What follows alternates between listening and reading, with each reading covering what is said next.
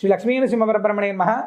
మనందరికీ కూడా గతించినటువంటి పితృదేవతలకు సంబంధించినటువంటి తర్పణ శ్రాద్ధ కార్యక్రమాల్లో చేసేటప్పుడు చాలామంది అడిగేటువంటి ప్రశ్న, మా వాళ్ళు అంటే మా కుటుంబంలో ఉండేటువంటి వ్యక్తులు దుర్మరణం పాలయ్యారు, లేదా కరోనా విపత్కర పరిస్థితుల్లో మరణించారు, ఆత్మహత్య చేసుకున్నారు, వాహన ప్రమాదాల్లో మరణించారు. వీరందరికీ కూడా ఏ రోజు మనం మహాలయ తర్పణ శ్రాద్ధ కార్యక్రమం చేయాలనుకుంటే విషశస్త్ర హతానాం మహాలయం అని సెప్టెంబర్ 20వ తారీఖు విశేషమైనటువంటి రోజు, చతుర్దశి.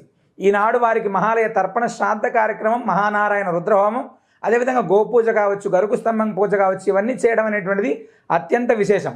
పితృదోషాలు అనేటువంటివి ఆనాడు చేయడం ద్వారా అత్యంత విశేషమైనటువంటి ఫలితాన్ని ఇస్తాయి. కరోనా విపత్కర పరిస్థితులు కావచ్చు, ఆరోగ్యం ఇబ్బంది పడి హార్ట్ అటాక్ కావచ్చు, క్యాన్సర్ కావచ్చు, వివిధ రకాలైనటువంటి శారీరక రుగ్మతలతో కావచ్చు మరణించినటువంటి వారందరి ప్రీతి కోసం ఆనాడు మహాలయ తర్పణ శ్రాద్ధ కార్యక్రమం అనేటువంటిది నిర్వహించడం జరుగుతుంది. పరమ పవిత్రమైనటువంటి భద్రాద్రి దివ్యక్షేత్రంలో అత్యంత విశేషంగా మహాలయ పక్షాల్లో పితృయజ్ఞం జరుగుతుంది.